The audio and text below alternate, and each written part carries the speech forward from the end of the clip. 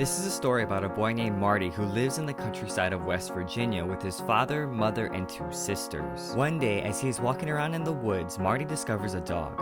At first, the dog is scared, but soon follows Marty home. Marty eventually names him Shiloh.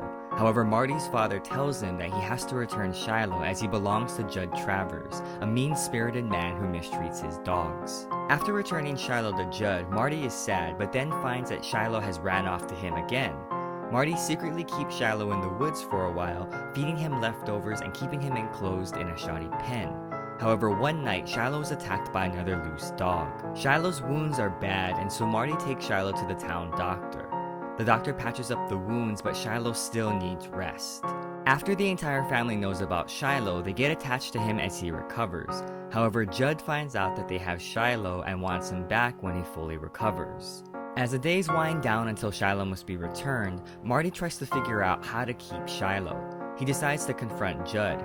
However, Marty sees Judd shoot a deer out of season and cuts a deal with him that he won't report the deer shooting if Judd lets him work around his farm as payment for Shiloh. They agree and Marty starts working for Judd, despite him suspecting that Judd will back down from the deal. But in the end, after working for 2 weeks, Judd gives Marty Shiloh and the family welcomes a new member to the house. For the majority of the story, Marty struggles with lying. He's not sure whether to tell his parents that he has Shiloh. Instead, he justifies his lying with the assumption that his father will take Shiloh back to an abusive owner. So is it okay to lie? The story doesn't come right out and say, but what it does say is that it's not so easy in real life.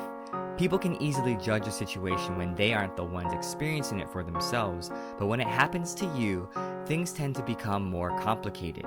And because of the first-person narrative in present tense, readers feel like they too are the ones negotiating where their lying is justified. Marty knows that it's wrong to lie, but he begins to wonder if maybe lying to protect someone is okay. Ultimately, he discovers that there are no clear lines. The story also portrays the helplessness that one can feel in a situation of abuse. To Marty, it seems like he can't win if he plays everything the right way. He can't prove that Judd abuses Shiloh, and even if he does, as Marty's father points out, Shiloh belongs to Judd. It may not be right, but Judd, as the owner, can do whatever he wants with his own property. But helplessness doesn't necessarily mean hopelessness. The story's message gives readers hope that even in times of helplessness, there is still hope. Marty works hard to buy Shiloh, but he does so knowing that Judd is under no obligation to give him the dog. Even when Judd points this out, Marty continues to work on Judd's farm.